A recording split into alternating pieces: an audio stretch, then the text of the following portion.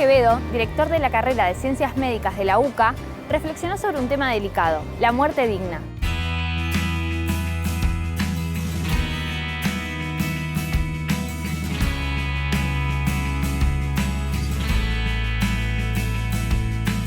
Lenín, muchas gracias por acercarte acá a la biblioteca de la UCA. No, muchas gracias por la convocatoria. A mí me gustaría, para arrancar, preguntarte por qué elegiste ser médico y qué representa para vos ser médico. Bueno,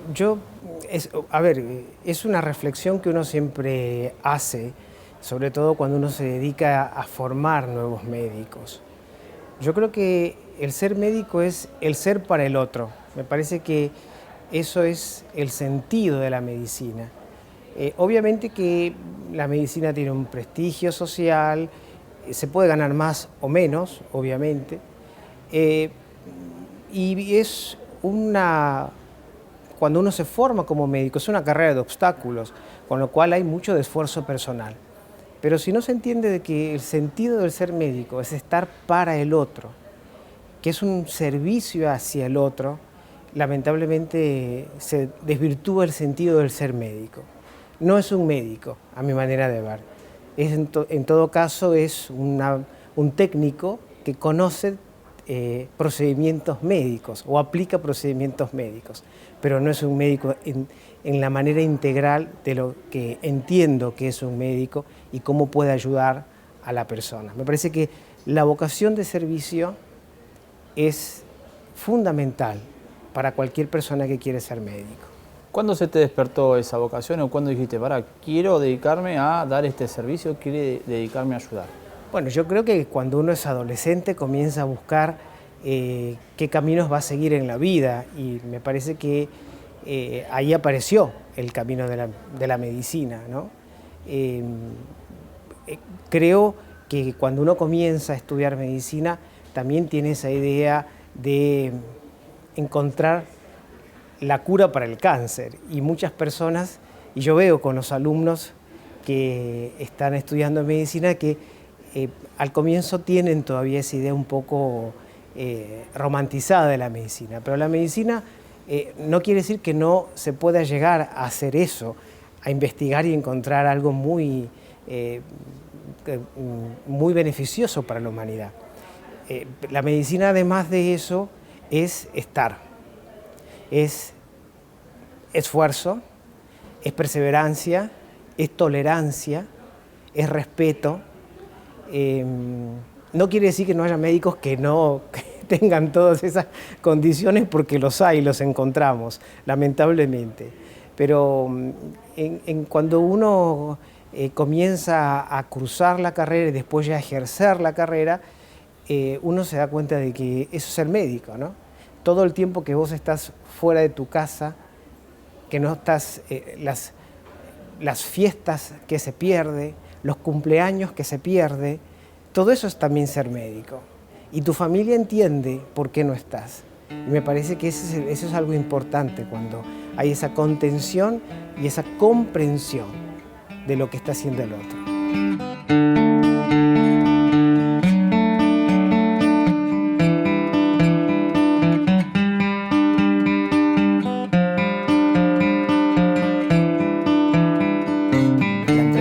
Con la cual te invitamos para charlar y dialogar, está vinculada con algo que vos en ese día a día, en ese acompañamiento, en ese servicio,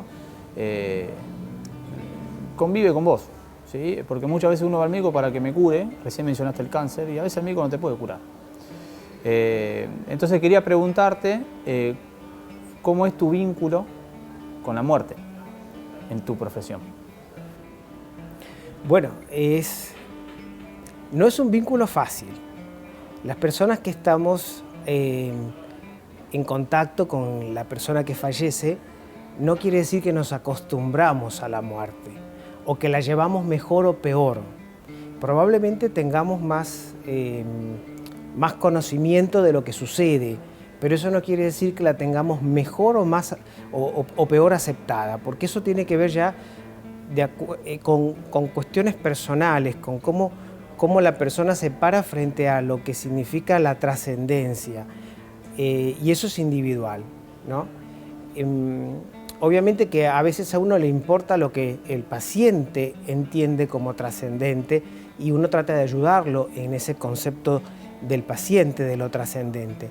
Pero también es muy importante lo que el profesional entiende, porque en la medida de lo que él, cómo él se separe frente a esa recta que es la vida y ese fin último, va a poder colaborar más o menos con el paciente.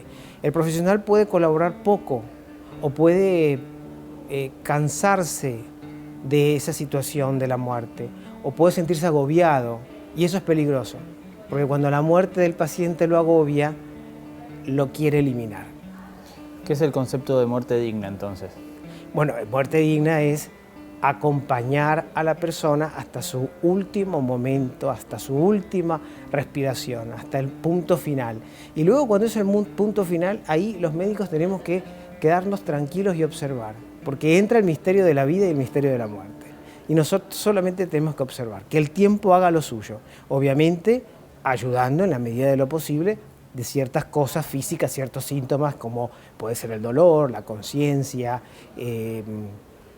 la falta de aire. Eso sí, eso siempre tenemos que mantener. Como yo le suelo decir a los alumnos, agua, aire, tranquilidad y esperanza, nunca hay que perderlas. Porque viste que últimamente se está hablando mucho esto de el concepto de muerte digna, pero no enfocado desde esa mirada, sino como que familiares o pacientes tengan derecho para, por ejemplo, decir, no, listo, yo ya no quiero vivir más, doctor, póngame a dormir, o algunos países aprobaron el tema de la eutanasia. Entonces queríamos dialogar con vos y ver cuál es la postura con respecto a eso. Cuando uno puede conversar con los pacientes, obviamente los que hacen cuidados paliativos y tienen al paciente lúcido, yo siempre digo que la muerte puede venir desde dos aspectos, de una manera inesperada y de una manera esperada. Los que pueden acompañar a los pacientes cuando la muerte adviene de forma esperada, obviamente ellos tienen otra posibilidad de desarrollar, de desplegarse más desde la antropología de dos individuos que comparten un camino, ¿sí? En este caso es el profesional y el paciente. Ahora, obviamente la pregunta que vos me hiciste, la dignidad está en el respeto de esa persona en su totalidad. Pero ellos dicen, siempre hacen referencia que cuando el paciente dice que no se siente a gusto con esa vida, siempre te pone el así y te dice, así yo no quisiera vivir. Pero así como, con dolor, consciente, con todas sus expectativas inconclusas, con temores. Entonces, obviamente eso se puede ayudar. Obviamente que el temor a la muerte que tiene la persona no lo vas a poder sacar, no, desde luego. Eso tiene que trabajarse internamente. Pero también si hay un acercamiento paulatino al final de las vidas, desde luego que esos temores se pueden ir disipando un poquito más. Así que a mí me parece que así yo no quiero vivir es lo que importa. Porque si así yo no quiero vivir, es factible solucionar ese así. Porque para eso están los cuidados paliativos, para asistir a ese paciente, a esa persona que enfrenta el final de su vida, pero asistirlo de otra manera, ¿sí? No generando su propia muerte, que es lo que hoy en día en la eutanasia existe, porque vos pusiste el ejemplo de los países donde se ha legalizado la eutanasia, pero independientemente a cómo uno la mire, haciendo énfasis en el receptor de la acción o en su efecto en el ejecutor de la acción, siempre es la eliminación a propósito, deliberada del enfermo.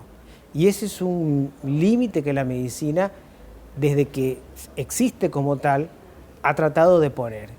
O sea, mi función como profesional, como médico, llega hasta determinado límite. Y el límite es, no le voy a generar deliberadamente la muerte de esa persona. Ahí es donde entra también el código de ética profesional, claro, ¿no? Que tiene un médico. Hay un principio muy elemental en medicina y muy antiguo, que es el ante todo no dañar, ¿sí? El primum non nocere, que en realidad viene en latín, es ofelem imini blaptein, porque en la versión latina que nosotros conocemos, pero ya estaba en la medicina griega, la medicina básica del mundo occidental, que es la medicina hipocrática. Ahí ya estaba. No tenemos que dañar. Cuando la medicina no puede curar, tiene que acompañar, tiene que aliviar, ¿sí? Eso es importante.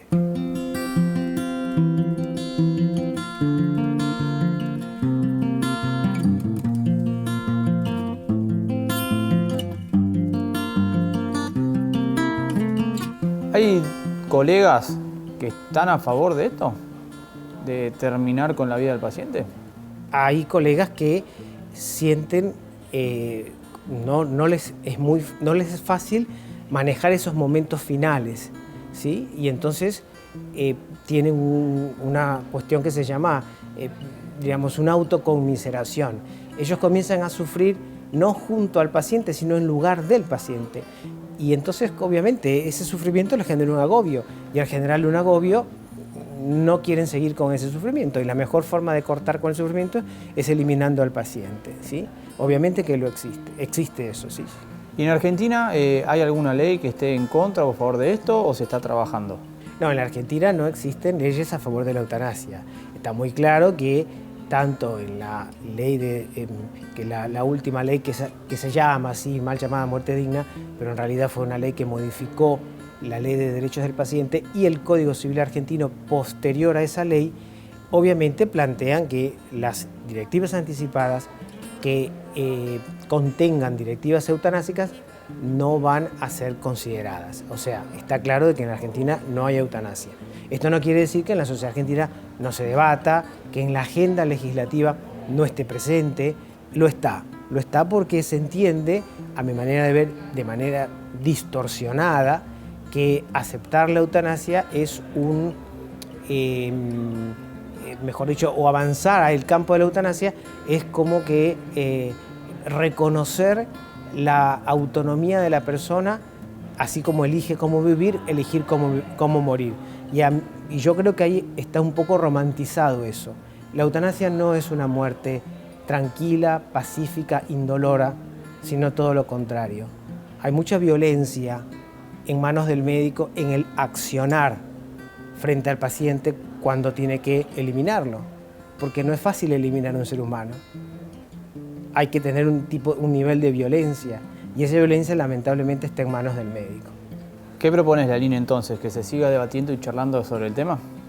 A mí me parece que el tema hay que debatirlo, que hay que hablarlo, que hay que hacer las disquisiciones necesarias para que la gente no confunda lo que es una sedación final, por ejemplo, a que sea eutanasia, que no confunda lo que significa el retiro de medios desproporcionados, como por ejemplo, bueno, le sacaron el respirador, ok, ¿por qué se lo sacaron? No es solamente sacar el respirador, sino cuál es el sentido del retiro. A veces se puede y está bien, a veces si uno lo retira le va a generar la muerte. Entonces, ahí hay muchos, el campo es muy vasto, ¿sí? Y el campo tiene que ser manejado por muchos especialistas en el lugar. A veces los legisladores opinan desde un curul en el Congreso, pero eso no es la idea. El que está en el campo es el paciente, la familia, los profesionales, y ojalá que escuchen a los profesionales. Lalín, te agradezco mucho tu visita acá en Punto Convergente TV para hablar de este tema que es sensible y delicado, y agradezco mucho y contar con el espacio para difundir esos valores, tanto de la ética profesional como la claridad conceptual, para cuando tengas ganas de compartir algo con nosotros. Muchísimas gracias por la invitación. Gracias por habernos acompañado en una nueva emisión de Punto Convergente TV. Nos vemos la próxima semana.